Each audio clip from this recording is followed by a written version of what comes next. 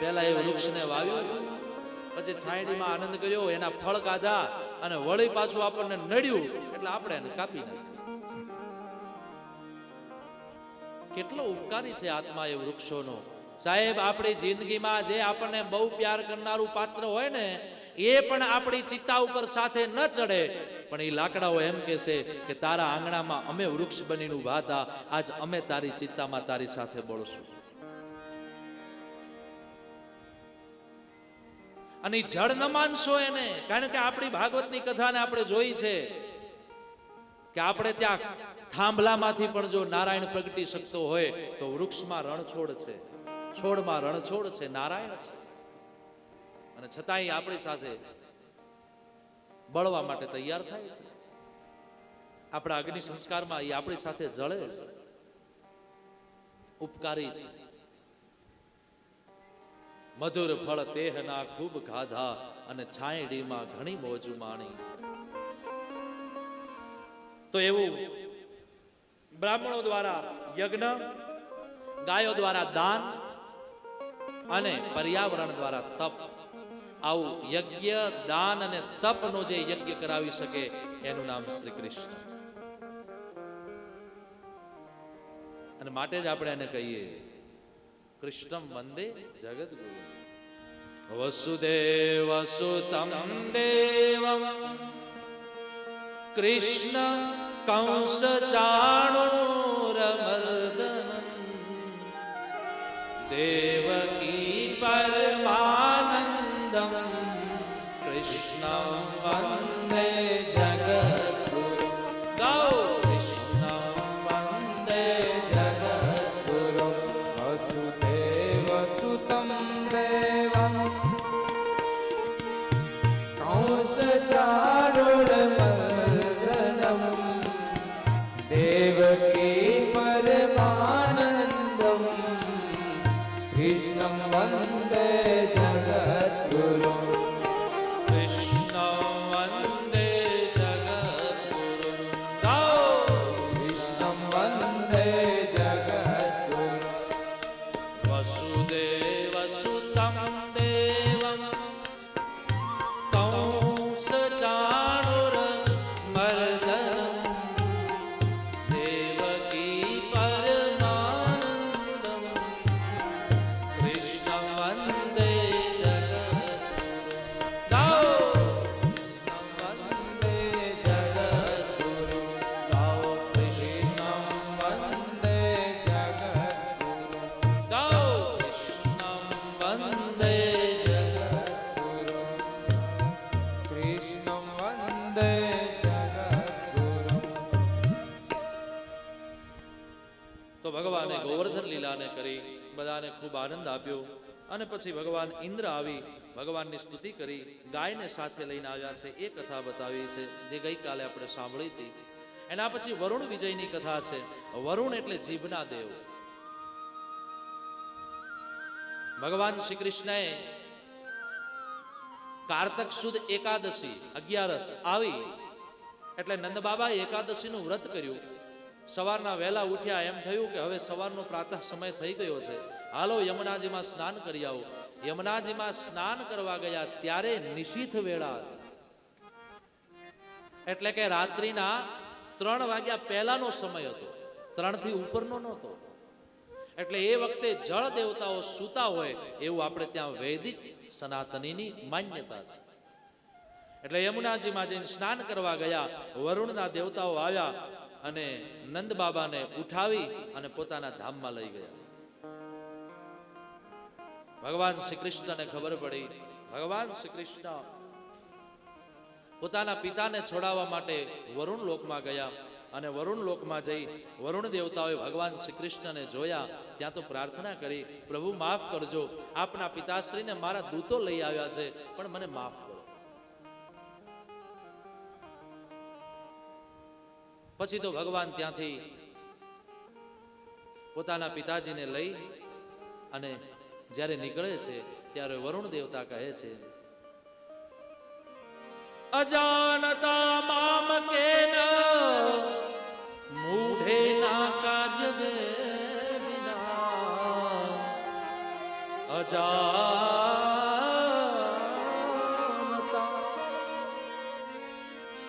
અજાનતા મામ can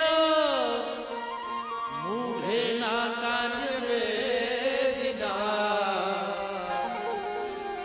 આનિતોયમ તવ પીતા તદ્ભવાન ક્ષંતુમર્હતિ તદ્ભવાન ક્ષંતુમર્હતિ.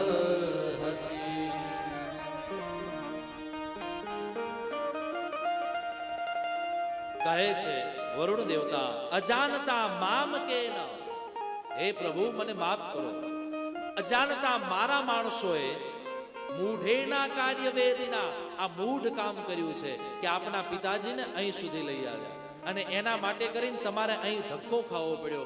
પણ હે પ્રભુ એક વાત સારું થયું કે મારા માણસોએ જે કામ કર્યું એ કામ ખોટું છે, પણ એ વાતનો આજ મને આનંદ છે કે આ કાર્ય ખોટું થવા છતાંય આપના દર્શન અમને થયા, તમારા પદ ચરણ અમારા વરુણ લોકમાં પધાર્યા.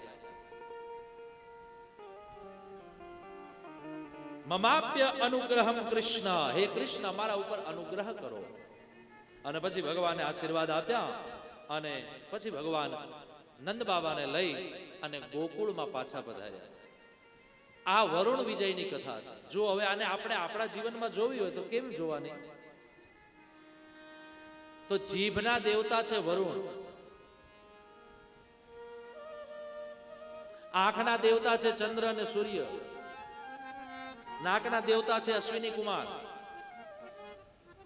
આમ આપણી જેટલી ઇન્દ્રિયો છે એના એક એક દેવતા છે અને એક એક દેવી છે. ઉદરે શૂલધારિણી કટ્યામ ભગવતી રક્ષેત. આવી આપણે ત્યાં દિવ્ય કવચમાં એક એક દેવી એક એક અંગમાં બેઠી છે. જાનોની વિંધ્યવાસિની. તો આમ એક એક દેવી ને એક એક દેવતા છે. તો જીભના દેવતા વરુણ છે અને વરુણ એટલે રસ. જ્યારે તમારે ઉપવાસ છે, જ્યારે તમારે વ્રત છે, ત્યારે રસનો ત્યાગ કરો. જો તમે રસનો ત્યાગ નહીં કરો તો તમારી જીભ ચટાકા મારશે અને જીભને જ્યારે ચટાકા ખાવાની ઈચ્છા થશે ત્યારે તમે શું કરશો? વ્રત નહીં રહ્યો, તમે એવું કોઈ તપ નહીં કરો, તમે હાંજ પડશે એટલે ઓલી તમારા ઘર આગળ ઓલી ઘંટડી વાળો વગાડતો વગાડતો આવતો હોય એટલે તમને તરત પકોડી ખાવાની ઈચ્છા થાય, તમને તરત પાઉંભાજી ખાવાની ઈચ્છા થાય, તમને તરત દાબેલી ખાવાની ઈચ્છા થાય, તમને સેન્ડવિચ ખાવાની ઈચ્છા થાય, તમને પિઝા ખાવાની ઈચ્છા થાય. અને પછી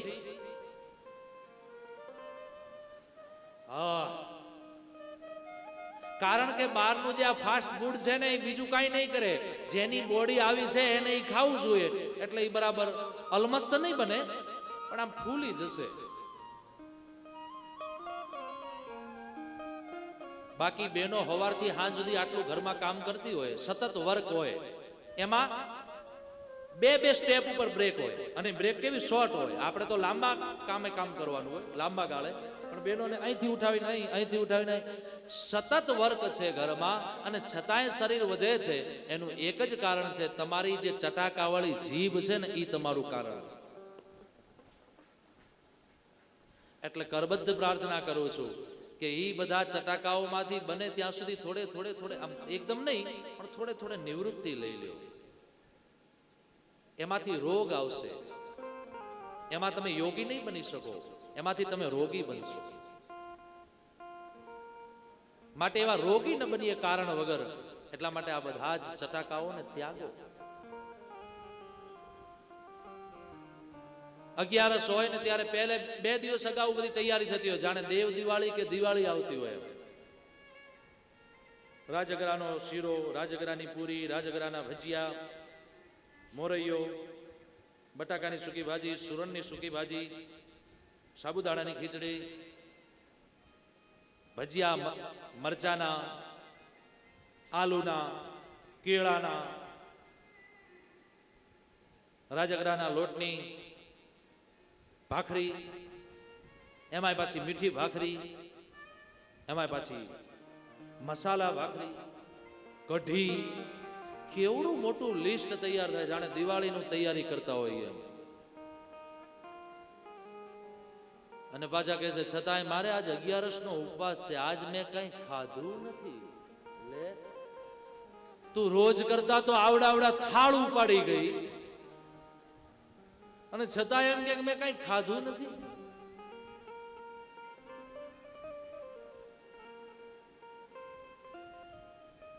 એક ડઝન કેળા લેતા આવજો. કેમ? બોલે આજ 11 છે, તમને ખબર નથી? ઓલો બિચારો કહે છે પણ તે આજ બપોરે કઈ, બોલે ઈ બપોરે પતી ગયું, સાંજે તો કઈક જોઈએ ને, એટલે એક ડઝન કેળા લેતા આવજો.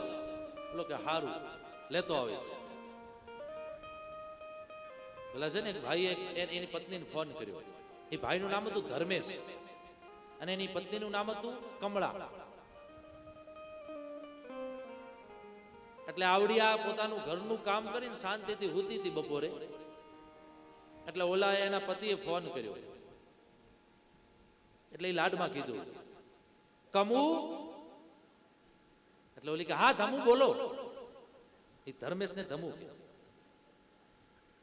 આવું હોય ટૂંકું નામ.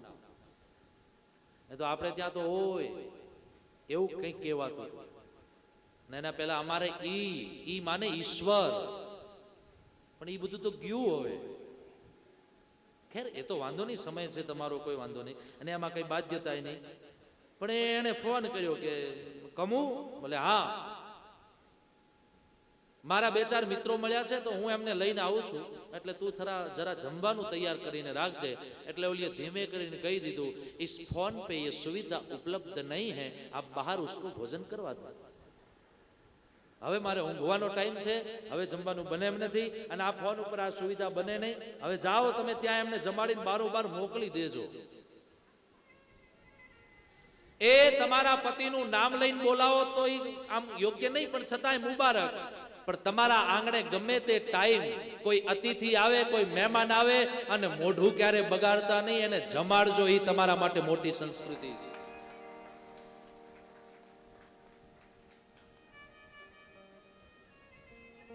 તમે હાજ હવાર ભગવાનની જઈને ભક્તિ કરતા હો, પૂજા કરતા હોય, બહુ સારું. ઠાકોરજીની સેવા કરતા હો, બહુ સારું. પણ સ્વયં ઠાકોરજી કોઈક આવીને તમારા આંગણે ચડી ઉભો રહે અને ઈ એમ કે હે માઈ બાપ જરા મને કંઈક આપો ને, અને ત્યારે એમ કે હાલ હાલ બીજે ઘરે જા. આ શું રોજ? અને પાછા એમ કે આને આજ આપીએ તો કાલ વળી પાછું. પણ આવે તો તારું બગડે હું? 2 રોટલી આપી દે ને. એ તારો અતિથિ ભગવાન છે. અતિથિ દેવો ભવ, માતૃદેવો ભવ, પિતૃદેવો ભવ, આચાર્ય દેવો ભવ, અને પછી અતિથિ દેવો ભવ. એ આપણો ગુરુ છે, એ આપણો સદગુરુ છે. અને સાંભળો, તમારા ઘરે જે ભિક્ષા માંગવા આવે છે ને, એ યાચકના રૂપમાં નથી આવતો. આપણા શાસ્ત્રો એને બહુ મહાન પદ આપ્યું છે. એ ખાલી જાચક નથી કે તમારી પાસે માંગે છે, પણ એ તમને મેસેજ આપે છે કે જો મારી જેમ તમે નહીં આપ્યું તો મારી જેમ વળી પાછું તમારે યાચક બનવું પડશે. ગેહે ગેહે જને જને. એટલે તમારે પાછું ભિખારી ન બનવું હોય તો તમે આપો, આવો મેસેજ આપણને આપે છે. એટલે દેના.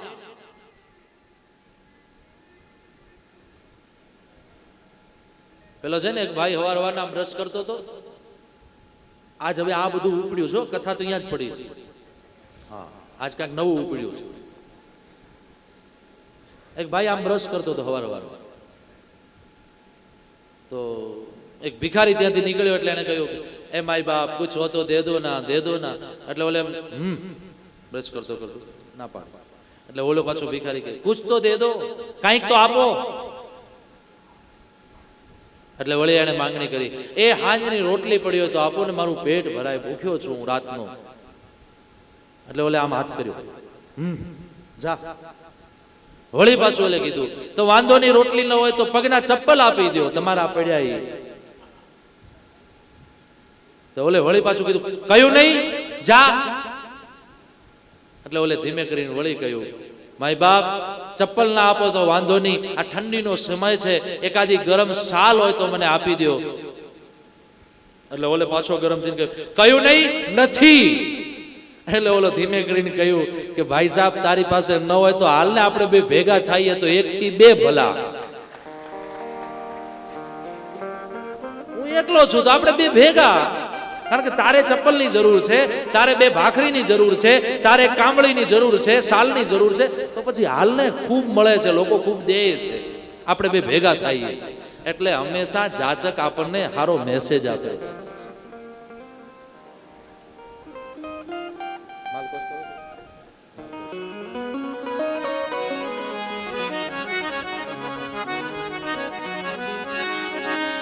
इस बस्ती में हमारे आंसुओं को कौन पोंछेगा. शेर सुनिएगा. इस बस्ती में हमारे आंसुओं को कौन पोंछेगा. जहां जिसको देखे उसका दामन भीगा लगता है. इस बस्ती में हमारे आंसुओं को कौन पोंछेगा. ए आ जगत में बधा रोता छे, आपने कोण अपना आहुडाने लूटसे. यहां सब रो रहे हैं. बधाने क्यांक ने क्यांक बीमारी छे, कोईक नु कोईक दुख छे. माटे जगत आगळ क्यारे रडता नहीं. तमारा घरमां जे तमारा ठाकुरजी बिराजित छे ने, तमारी ज्यां सेवा बिराजित छे एनी आगळ जईने बे आहुડા पाड़ी लेजो, ई तमारू बावड़ું पकड़शे. तमारो सद्गुरु तमने रस्तो बतावशे. આપણો સદગુરુ આપણું બાવડું ચાલશે.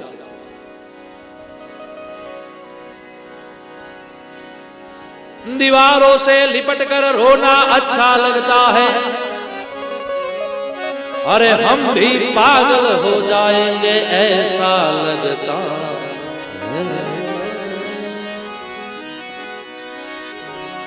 यहाँ किसको पत्थर फेंके, एक एक शब्द ऊपर ध्यान रखिए. यहाँ किसको पत्थर फेंके, यहाँ कौन पराया है. अरे शीश महल में हर एक चेहरा अपना लगता है. शीश महल में हर एक चेहरा अपना लगता है.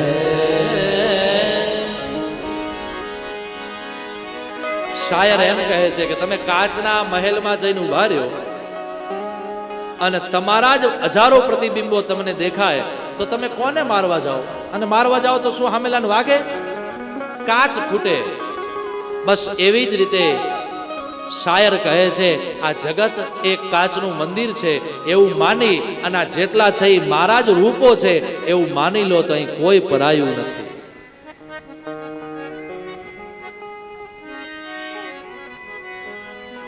यहाँ किसको पत्थर फेंके, यहाँ कौन पराया है. कोई पारकू नहीं, બધા આપણા છે. તો આવી સુંદર મજાની ચર્ચા સુખદેવજી મહારાજે કરી છે. તો હું આપને એ નિવેદન કરતો હતો કે તમને કંઈક મળ્યું છે તો તમે બીજાને આપો. તમારા આંગણામાં વૃક્ષોનું જતન કરો, તમે ગાયોનું જતન કરો, તમે બ્રાહ્મણોના વૈદિક સનાતની સંસ્કૃતિનું જતન કરો. તો આપણી સાચી સંસ્કૃતિ બચી રહેશે, ટકી રહેશે. આપણે પાશ્ચાત્ય સંસ્કૃતિના ટૂંકા કપડા પહેરવાની જરૂર નથી. આપણે આપણી સભ્યતા અને આપણી સંસ્કૃતિમાં બહુ સુંદર લાગીએ છીએ. દિવસમાં 4 જોડી બદલો એનો વાંધો નહીં, પણ પહેરો પૂરા કપડા.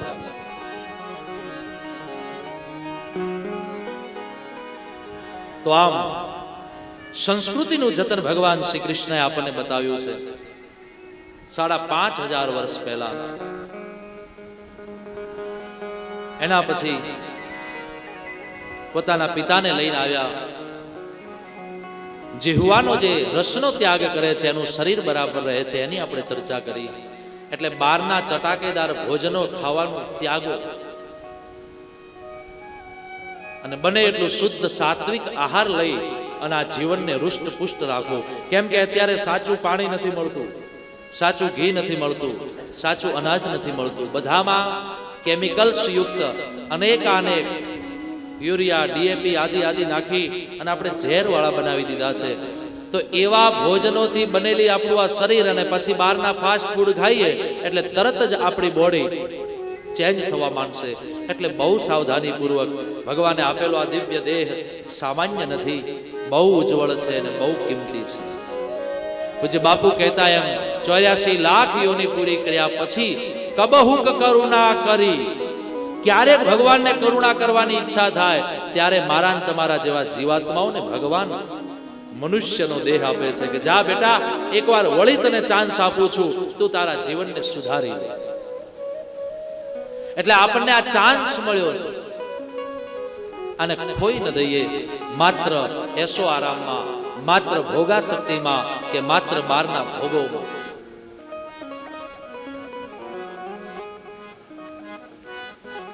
તો ખાવાનું ત્યાગીએ બહારનું, એનું સંપૂર્ણ ધ્યાન રાખીએ.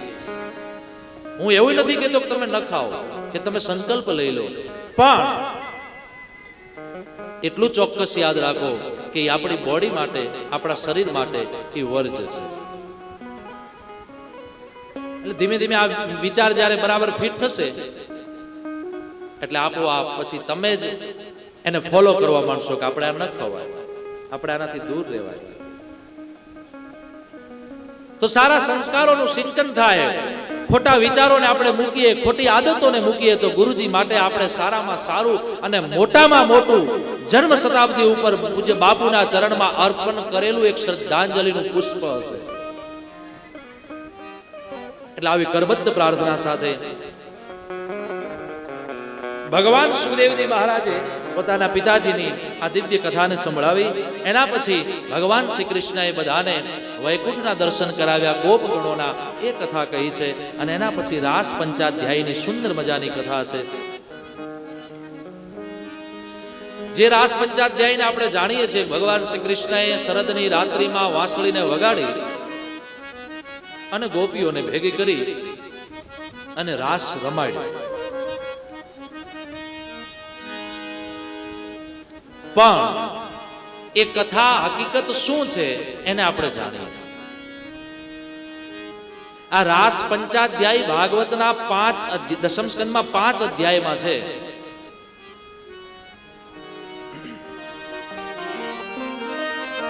ઓગણત્રીસમાં અધ્યાયથી પ્રારંભ છે અને 33મા અધ્યાય સુધી આ 5 અધ્યાય છે.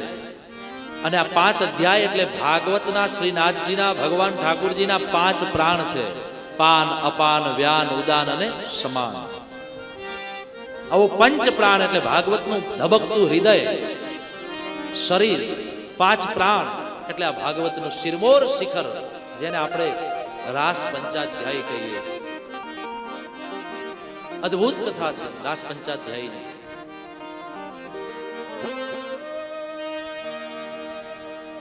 પણ હું તમને પહેલી એ ચોખવટ કરું છું કે આ કથા જો સામાન્ય કથા હોત, સામાન્ય જીવોને સામાન્ય શ્રી કૃષ્ણ મળવાની વાત હોત, તો સુખદેવજી જેવો તત્રા ભવત ભગવાન વ્યાસપુત્ર, જે સ્વયં ભગવાનનું સ્વરૂપ છે, જે સ્વયં ધૂરજટી ભગવાન શિવની અવતાર છે, એવો સુખદેવજી ભગવાન આ કથાને એમ કહો કે ભાઈ આને મૂકી દો, હું તમને આગળની કથા સંભળાવું. તો સુખદેવજી જેવો મહાપુરુષ, જે અલક્ષલિંગ છે, અપેત કૃત્ય છે, પૂર્ણ કૃત્ય છે,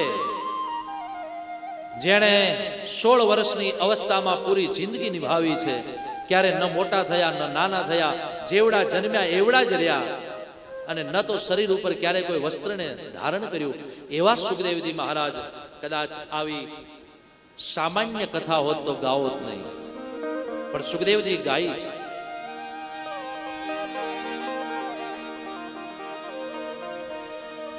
કેવી છે આ કથા? તો સુખદેવજી એનું વર્ણન કરે છે.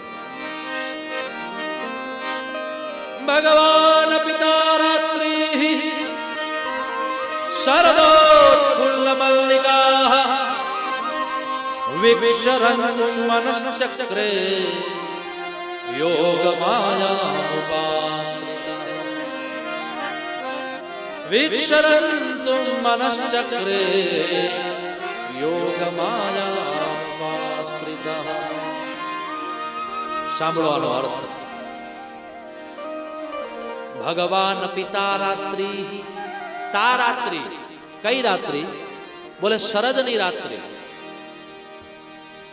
એવી રાત્રિ શું થઈ? તો બોલે ભગવાન અપી, ભગવાનને અર્પિત થઈ ગઈ. પૂનમનો ચાંદ ખીલતો છે અને ખીલતો પૂર્ણિમાનો ચાંદ, શરદની રાત્રિ, પૂર્ણિમાની રાત્રિ, એવી પૂનમ ભગવાન શ્રી કૃષ્ણના ચરણમાં અર્પિત થવા આવી છે. જે નવરાત્રિ પછીની પૂર્ણિમા છે એ શરદ પૂર્ણિમાની ચર્ચા છે. તો ભગવાનના ચરણમાં અર્પિત થવા આવી. કેમ? શરદોત્ફુલ્લ મલ્લિકાહા, એ શરદની રાત્રિ એવી જામી છે. અને આપણે ત્યાં જ્યોતિષના મતે એવો એક મત છે કે 12 મહિનાની જે પૂર્ણિમાઓ છે એમાં જે શરદની રાત્રિ છે, શરદની પૂર્ણિમા છે, એ વખતની પૂર્ણિમા એટલે કે ચંદ્ર પૃથ્વીથી બહુ નજદીક હોય છે. એની જે ધરી ઉપર ચાલતી જે બ્રહ્માંડ ચક્ર છે એમાં એ દિવસે ચંદ્રમા પૃથ્વીથી બહુ નજદીક હોય છે. અને નજદીક હોવાના કારણે ચંદ્રમાની જે ધવલ ધારાઓ છે, ચંદ્રમાનું જે અમૃત છે એ દિવસે વરસે છે બહુ. અને એટલા માટે આપણે ત્યાં આ ભાદરવો અને આસો એ બંને આપણા માટે રોગ પ્રતિકારક શક્તિઓને વધારનારા મહિના છે.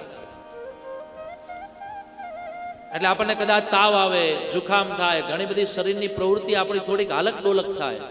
એટલે એ સમયમાં શરદની રાત્રિમાં તમે તમારા છત ઉપર પૌવા અને દૂધને ભેગું કરી અને તમે મૂકી દો. અને રાત્રિના 12-1 વાગ્યા પછી તમે ઈ શરદની રાત્રિની ધવલ ધારાઓ એમાં પડી છે, એ અમૃત વરસ્યું છે. અને એ અમૃત રૂપી તમે જ્યારે પૌવા અને દૂધનું પાન કરો છો, એટલે કે ખીરને ખાઓ છો, ત્યારે તમારું શરીર પાછું આવતી પૂર્ણિમા સુધી હૃષ્ટપુષ્ટ રહે છે. એટલા માટે આપણે ત્યાં એક રૂલ્સ છે, એક નિયમ છે કે આપણે પૂર્ણિમાના દિવસે આ કાર્ય કરીએ છીએ. તો એવી ખીલેલી શરદોત્ફુલ્લ મલ્લિકાહા, એવી આ રાત્રિ ખીલી. અને પછી વિક્ષરંતુમ મનશ્ચક્રે, ભગવાન શ્રી કૃષ્ણના મનમાં મનશ્ચક્રે વિક્ષરંતુમ, રંતુમ મનશ્ચક્રે વિક્ષરંતુમ, ભગવાન શ્રી કૃષ્ણના મનમાં એ ભાવ થયો કે હાલો આવી સુંદર રાત્રિ પૂર્ણિમાની ખીલી છે તો હું વેણુનો નાદ કરું, હું વાંસળી વગાડું. અને ભગવાન શ્રી કૃષ્ણ એ વનની અંદર આવ્યા છે, યમુનાના તટ ઉપર. આહા, ત્રિભંગ લલિત ભગવાને પગ ઉપર પગ ટેરવ્યો, 3 જગ્યાએથી વાંકા વળ્યા, પોતાની કેડમાં ખોસેલી વાંસળીને કાઢી, અધરાર્પિત કરી, और उसमें प्राण को जब फूंका, उसमें अपने प्राण को जब डाला, तब बज उठी वृंदावन वेणु. दूर दूर दूर दूर સુધી અનેકાનેક જીવાત્માઓને આહ્લાદિત કરનારી ભગવાનની વેણુ વૃંદાવન में બજ ઉઠી. જીવ માત્રને જે સંતોષ આપનારી, આનંદ આપનારી ભગવાન શ્રી કૃષ્ણની વેણુનો નાદ થયો. કામીઓના કામને હરી લે એવી શ્રી કૃષ્ણની વેણુ વાગી. આહા,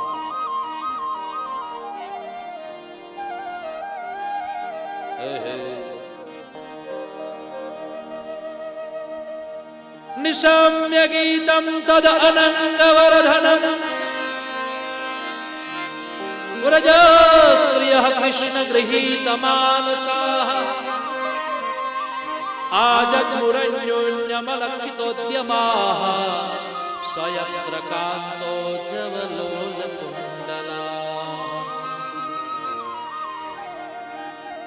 નિશમ્ય ગીતમ તદ અનંગ વર્ધનમ, તદ અનંગ વર્ધનમ, નિશમ્ય गीतम, निशम्य माने रात्रि में वृंदावन में जो वेणु बज उठी है, वो वेणु का जब नाद लोगों ने सुना, निशम्य गीतम, उस वेणु में से निकलता हुआ गीत सुना जब लोगों ने, तब तद अनंग वर्धनम, अनंग माने काम,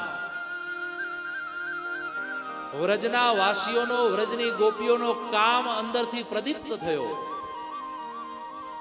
પણ ધ્યાન રહે, આ કામ માત્ર ભોગાશક્તિનો કામ નથી, આ કામ છે સ્વયં શ્રી કૃષ્ણને ભેટવાનો. જો સામાન્ય કામ હોત, જો ભોગાશક્તિનો કામ હોત, તો સુખદેવજી જેવો મહાપુરુષ આવી કથાઓને લ્યોત નહીં, ગાઓત. પણ તદ અનંગ વર્ધનમ, કામ વધ્યો ગોપીઓના દિલમાં. ગોપીઓને કામના થઈ, ઈચ્છા થઈ કે હાલો શ્રી કૃષ્ણ પાસે. અને જ્યાં ભગવાન ત્રિભંગ લલિત થઈ વેણુને અધરાર્પિત કરીને વેણુ વગાડે છે, ત્યારે કૃષ્ણ જ્યારે વગાડતા વગાડતા પોતાના આ માથાને હલાવે છે, તો કાનમાં પહેરેલા કુંડળ, સયત્ર કાંતો જવલોલ કુંડલાહ, એ જે કુંડળ છે એ કુંડળની કાંતિ એટલી બધી ચમકે છે, માનો આજ શરદની રાત્રિમાં આકાશમાં એક ચંદ્ર નહીં, હજારો ચંદ્રો પ્રગટ થયા હોય એવું કાંતિ સ્વરૂપ પ્રગટ થયું ત્યાં વૃંદાવનમાં. धीरे धीरे मंथर गति से बहने वाली वो यमुना आज अपने पानी को रोकती हुई श्री कृष्ण की वेणु का नाद सुन रही है. मानो यमुना यह कह रही है कि मैं श्री कृष्ण का दर्शन करती चलूं. એટલું જ નહીં, પણ યમુનાએ પણ ધોળી સાડી ઓઢી હોય, શ્વેત સાડી ઓઢી હોય એવું લાગે છે. કોઈ વૈષ્ણવ મનોરથીએ માં યમુના ઉપર શ્વેત સાડી ઓઢાડી હોય એવું લાગે છે. કેમ? કેમ કે શ્રી કૃષ્ણના કાનના કુંડળમાંથી અનેક અલકાવલીઓ પ્રગટ થાય છે ચંદ્રની, અને આકાશમાંથી ધવલ ધારાઓ જે ચંદ્રની ઉતરી રહી છે. માનો એ કૃષ્ણા એટલે કે યમુના આજ કાળી નથી લાગતી, એકદમ વ્હાઈટ વ્હાઈટ લાગી રહી છે. આવું અદ્ભુત દ્રશ્ય ત્યાં નજારો ઉત્પન્ન થયો, પ્રગટ થયો. અને ત્યાં तो बज उठी वृंदावन में बेणु. उस बेणु का नाद जब गोपियों ने सुना तो गोपियां अपने घर में जो काम कर रही है सो काम से एकदम निकल पड़ी. શું કામ કરે છે? તો સુખદેવજી એનું વર્ણન કરે ભાગવતમાં. વેદવ્યાસજીની કલમ ચાલે. દુહ્યંત્યો ભ્યેયુઃ કાશ્ચિત દોહં હિત્વા સમુત્સુકાઃ પયોધી શ્રિત્ય સંયાવ મનોદ્વસ્યા પરાયયુઃ.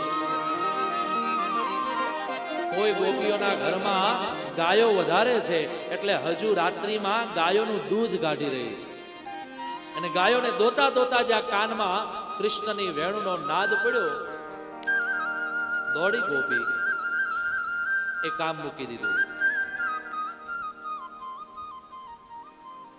એટલું જ નહીં, પાયંત્ય શિશુન પયઃ, કોઈ ગોપી પોતાના નાના નાના છોકરાઓને દૂધ પીવું છે એટલે પોતાના થનથી દૂધને પીવડાવી રહી છે, અને ત્યાં વૃંદાવનની વેણુ સંભળાણી એટલે છોકરાને ત્યાં અધૂરું છોડી એને હુવાડી અને ગોપી ભાગી.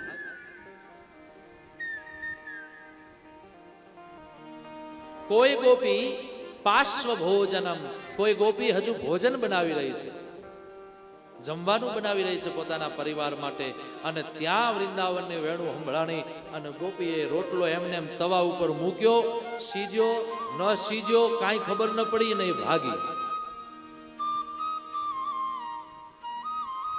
કોઈ ગોપી લિંપંત્ય પ્રમૃજંત્યંત્ય, કોઈ ગોપીઓ લિંપન કરી રહી છે, કારણ કે દિવસે ગાયો વધારે હોય એટલે કામ કરવાનો ટાઈમ ન મળે, એટલે રાત્રિમાં ગાર માટીનું કામ કરે છે. પોતાના સુંદર મજાના કાચા ઘરોને આંબાઓ ચિતરી ચિતરી આંગળીઓ દ્વારા એ સુંદર મજાના શેપ આપી, એ તો જેને ગાર માટીઓ કરી છે એને ખબર કે કેમ આંબા કઢાય. એમાં એ ભીંત ચિત્ર જે આપણને દેખાતું હતું આપણી જૂની સંસ્કૃતિમાં, હા હા, એ દર્શન હાલે જ્યારે થાય ત્યારે આપણું દિલ ઠરે કે શું આપણી સંસ્કૃતિ હતી. એટલે કોઈ ગોપીઓ લિંપન કરી રહી છે, ત્યાં કૃષ્ણની આ વૃંદાવન કી બહેનું જબ સુની और दौड़ पड़ी, वही वाले हाथ से हाथ धोने को भी न रही। અને કોઈ ગોપી અંજન્ય કાશ્ચલોચને પોતાની આંખમાં એક મેસવાળી આંગળી કરી, એક આંખમાં અંજન આંજ્યું, બીજી આંખમાં બાકી છે, અને કૃષ્ણની વાંસળી સંભળાવી અને ગોપી દોડી. બીજી આંખ મેં સાંજવા માટે બાકી રહી ગઈ. આવું વર્ણન છે ભાગવતમાં. અને જ્યારે આ બધું થવા માંડ્યું, ત્યાં તો એ ગોપીઓના જે પતિઓ હતા, એમના ભાઈ હતા, એમના પિતા હતા, એ બધાને રોકવા માંડ્યા. તાવાર્યમાણા પતિભિઃ પિતૃભાતૃબાંધુભિઃ, પોતાના ભાઈઓએ, પોતાના પતિઓએ બધાએ રોક્યા, એ ગોપીઓ ક્યાં જાઓ છો? અને એમાં જેટલી ગોપીઓ પકડાઈ ગઈ અને ન જઈ શકી, એ ગોપીઓએ શું કર્યું? આવો પ્રશ્ન કર્યો પરીક્ષિતજીએ. એટલે સુખદેવજી કહે છે, હે પરીક્ષિત, બહુ સુંદર તમારો પ્રશ્ન છે. જે ગોપીઓ ન જઈ શકી, ઘરમાં કેદ થઈ ગઈ, પકડાઈ ગઈ, એવી ગોપીઓ જે હતી, એ ગોપીઓએ પોતાના દેહનો ત્યાગ કર્યો અને નાનો સૂક્ષ્મ દેહ ધારણ કરી અને કૃષ્ણ પાસે પહોંચી ગઈ. એવું લખ્યું છે ભાગવતમાં, જહુર ગુણમયમ દેહમ સદ્યઃ પ્રક્ષીણ બંધના. નાનકડા દેહને ધારણ કરી અને કૃષ્ણની વેણુનાદમાં રમવા માટે જતી રહી. દેહનો ત્યાગ કરી દીધો. શું પ્રેમ હશે કૃષ્ણ પ્રત્યેનો! અને જ્યાં ગોપીઓ આવી ત્યાં તો કૃષ્ણએ બધાનું સ્વાગત કર્યું. સ્વાગતમ વો મહાભાગા પ્રિયમ કિમ કરવાણિ વ્રજસ્યાનામયં કશ્ચિદ બ્રૂતાગમનકાર. હરી હરી ગોપીઓ, આવો આવો, તમારું હું સ્વાગત કરું છું. વાહ, ગોપીઓને બહુ ગમ્યું. વાવ, વેરી નાઇસ, અમારો કૃષ્ણ અમને બોલાવે છે. ગોપીઓને સારું લાગ્યું. પણ થોડીક વાર પછી તત્ક્ષણ બ્રૂતાગમન કારણમ વ્રજસ્યાનામયમ, તમે વ્રજને છોડીને આ જંગલમાં કેમ આવી છો? આવું પાછું પૂછી કહી દીધું. આપણે કોઈકને નોતરું આપીએ કે તમે અમારી કથામાં આવજો, અને જેવા આવે એવા કંઈક આટલા હરિદ્વાર સુધી અવાતું છે, શું કામ આવ્યા? એ તો અમે આવતા રહ્યો કથા પૂરી કરી. તો એ હમેલન કેવું લાગે કે મારું આને આપણને નોતરું આપ્યું, આપણને કીધું, આપણી ટિકિટો કરાવી, અને હવે આપણને જા ના પાડે, ખોટું લાગે ને? અહીં કૃષ્ણએ એવું જ કર્યું. હરી ગોપીઓ, આપ ક્યાં આવી, ક્યાં કારણ? અને એમાં રાત્રિમાં રજન્યેશા ઘોર રૂપા ઘોર સત્વાનિ સેવિતા પ્રતિયાત ભજમને હસ્તેયમ સ્ત્રીભિઃ સુમધ્યમા. હે ગોપીઓ, તમે સુમધ્યમાં છો, એટલે કે બહુ સુંદર છો, રૂપાળી છો. માટે આવા રજન્યેશા એટલે કે રાત્રિમાં, અને એમાં એક ઘોર જંગલમાં, યમુનાના કિનારે તમે આવી છો. ખરેખર તમે આ ખોટું કર્યું. જાઓ, પાછી જાઓ. કૃષ્ણએ એમને પાછી મૂકી. એવું જ્યારે પાછી જવાનું કહ્યું, ત્યારે ગોપીઓને સારું ન લાગ્યું. ગોપીઓ નીચે પગના અંગૂઠાથી જમીનને ખોતરતી ખોતરતી એમને કૃષ્ણની વાતોને સાંભળે છે, કઈ જવાબ નથી આપતી. ત્યારે ગોપીઓ કહે છે, અરે કૃષ્ણ કહે છે કે અરે કૃષ્ણ કહે છે, અરે ગોપીઓ, તમે આમ એકલી આવી રાત્રિમાં? આ જંગલમાં કેટલાય રાક્ષસો છે, જાઓ, પાછી જાઓ. અને સાંભળો, સ્ત્રીઓએ રાત્રિના એટલે કે સાંજના સૂર્ય અસ્ત પછી જો ઘરની બહાર નીકળવું હોય તો કૃષ્ણ સ્વયં ગોપીઓને કહે છે, અને હું મારી વ્યાસપીઠથી કૃષ્ણનો મેસેજ તમારા સુધી પહોંચાડું છું કે રાત્રિમાં સાયં સંધ્યા સમય થાય, સૂર્ય અસ્ત થાય એટલે સ્ત્રીઓએ ક્યારે ઘરની બહાર નીકળવું જોઈએ નહીં. અને જો નીકળવું હોય તો કૃષ્ણ કહે છે કોની સાથે નીકળવું, એવું કૃષ્ણ સ્વયં ભાગવતમાં બોલ્યા છે. માતરઃ પિતરઃ પુત્રા ભ્રાતરઃ પતયશ્ચ પિતરશ્ચવઃ વિચિન્વતિ હ્યપશ્યન્તો મા કૃત્વં બદ્દુસાદ્વસં. કાં તો પોતાની માતાની સાથે સ્ત્રીએ બહાર નીકળવું જોઈએ,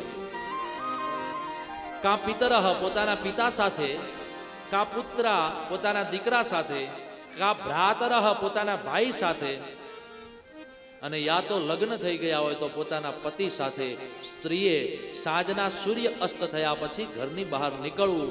જો એકલા ગયા તો આજકાલ જે ઘટનાઓ થાય છે એ 5,500 વર્ષ પહેલા ભગવાન શ્રી કૃષ્ણએ જોઈ એવું મને લાગે છે.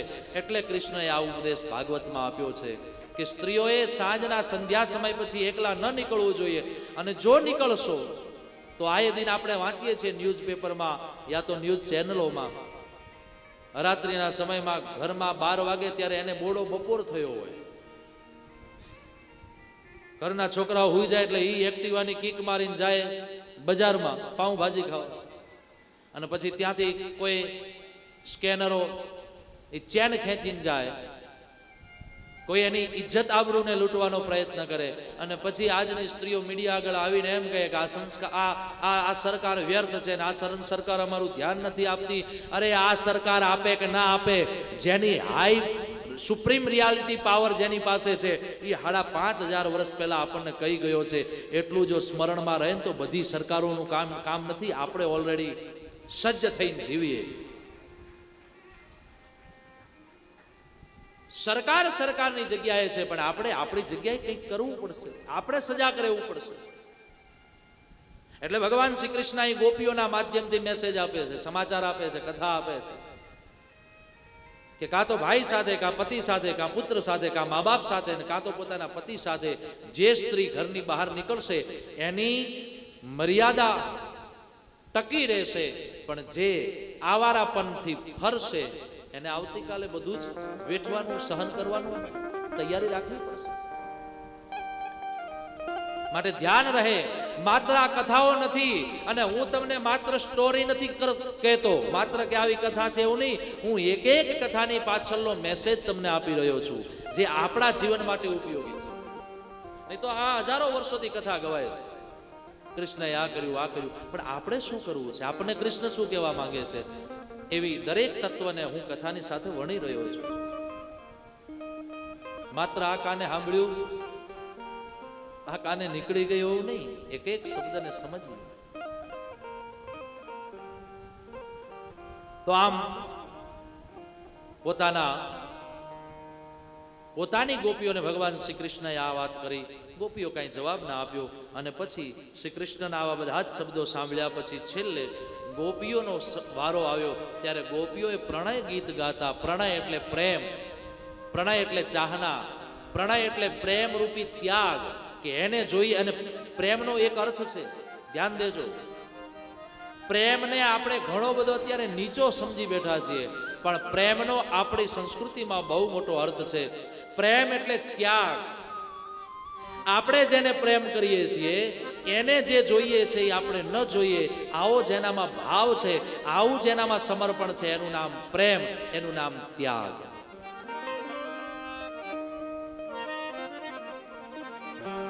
પ્રેમ નરસિંહ મહેતાએ કર્યો, પ્રેમ જલાબાપાએ કર્યો, પ્રેમ મીરાએ કર્યો, પ્રેમ તુકારામે કર્યો. એ બધા પ્રેમ છે.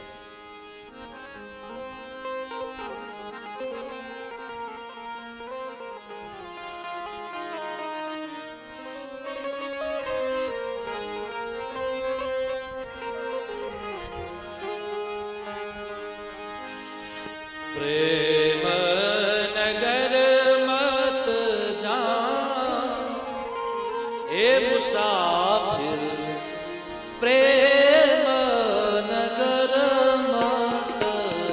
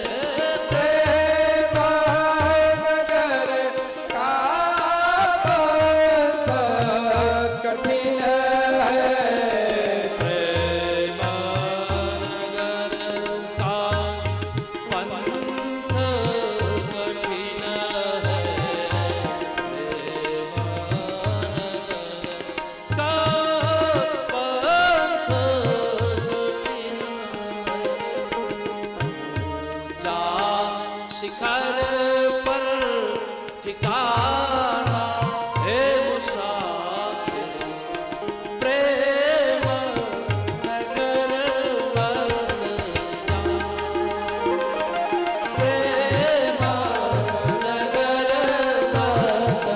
જા પ્રેમ નગર વત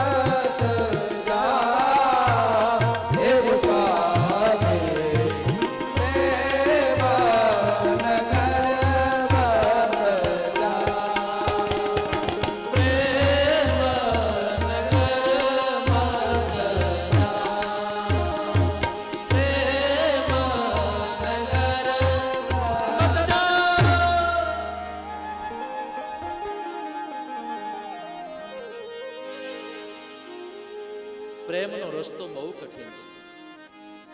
પ્રથમ પહેલા શીશ સમર્પે અને વળતા લેવા નામ જો નહીં.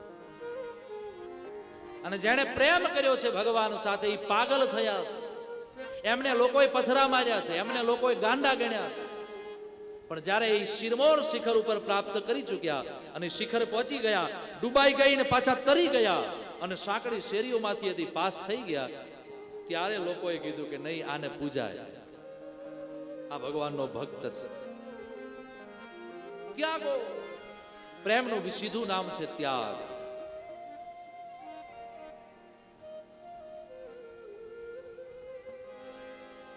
प्रेम नगर की गलियां है सतोरी, प्रेम नगर की गलियां है सकरी, प्रेम नगर की ए गलियां है सकरी, तामे दूना समाना. ए मुसाफिर प्रेम नगर मत जा. બ્રહ્માનંદ પહોંચે કોઈ વિરલા, બ્રહ્માનંદ પહોંચે કોઈ વિરલા, બ્રહ્માનંદ પહોંચે કોઈ વિરલા, બ્રહ્માનંદ પહોંચે કોઈ વિરલા. તાપે પદ નિર્વાણ હે મુસાફિર, ભાવે પદ નિર્વાણા એ મુસાફિર પ્રેમ નગર મત જા. प्रेम प्रेम सब कोई कहे, प्रेम न जाने को, एक गोपीन के प्रेम में बह गए लाख कबीर. આવું આ ભગવાનનું દિવ્ય સ્વરૂપ, દિવ્ય પ્રેમ. તો ગોપીઓએ કહ્યું, પ્રભુ તમે બધું બોલી રહ્યા, તો હવે અમારો નંબર આવે? બોલે હા. તો સાંભળો, તમે અમને પાછા મૂકો છો ને? બોલે હા, પણ અમારી વાતને સાંભળી લો. મૈવમ વિભોરહતિ ભવાન ગદિતુમ સંસં સંત્યજ્ય સર્વ વિષયાન સ્તવ પાદમૂલમ. અમે બધા જ સંશયને છોડી, બધી જ વૃત્તિને પ્રવૃત્તિને છોડીને તમારા ચરણમાં અમે મારું મન લગાવ્યું છે.